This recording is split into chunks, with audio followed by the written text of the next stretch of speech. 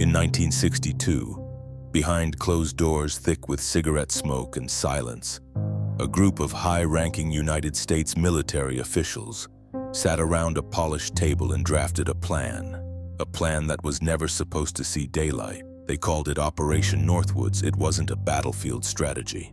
It wasn't defense. It was deception at a level most citizens could never imagine. The proposal was simple and chilling. If the American public wouldn't support a war with Cuba, then fear would make them support one. So the documents outlined scenarios, not battles, but fabricated tragedies, faked attacks, staged violence, even the idea of making innocent civilians the victims. All to manufacture outrage, all to justify a war.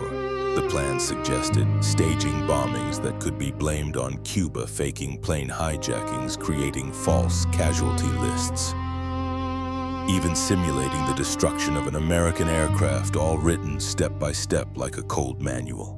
This wasn't a movie script, it wasn't speculation. It was official, signed by the chairman of the Joint Chiefs of Staff and delivered to the Secretary of Defense.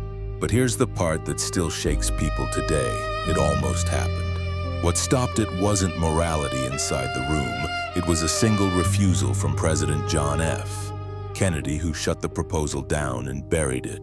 And decades later, when the documents were finally declassified, the world saw the truth. Sometimes the darkest things aren't done by enemies abroad, but by the hands that operate in the shadows at home.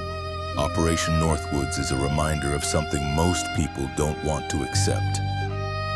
Power doesn't always protect. Sometimes it plots. And the harsh truth is this: not every threat to the public comes from outside the borders. Some are drafted in secret rooms, stamped top secret, and filed away, waiting.